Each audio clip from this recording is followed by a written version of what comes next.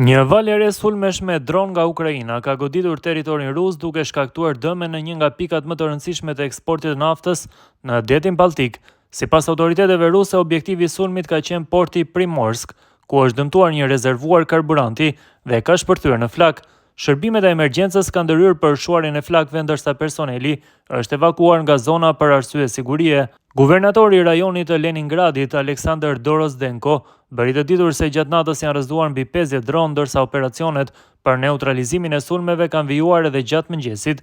Megjithatë, disa prej mjeteve fluturuese arritën të godasin objektivin. Porti i Primorskut konsiderohet një nga nyjet kryesore për eksportin e naftës ruse nëpërmjet detit dhe ka qenë edhe më herët në shënjestër të sulmeve ukrainase, të cilat kanë ndikuar përkohësisht në operacionet e ngarkimit. Deri më tani, autoritetet ukrainase nuk kanë reaguar zyrtarisht për këtë sulm.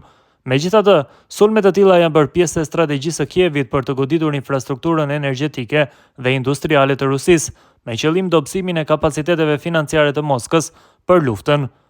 Ngjarja vjen në një moment kur çmimet e naftës në tregjet ndërkombëtare janë në rritje, të nxitura nga tensionet në lindjen e mesme.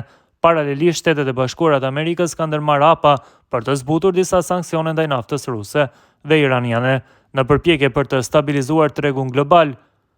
Ndërkohë, ushtria ukrainase ka deklaruar se së fundmi ka goditur edhe një rafineri nafte në rajonin e Saratovit, në pronësitë e kompanisë Rosneft, ndërsa sulme me dron janë raportuar edhe pranë një impjanti të madh energjetik në rajonin e Bashkortostanit.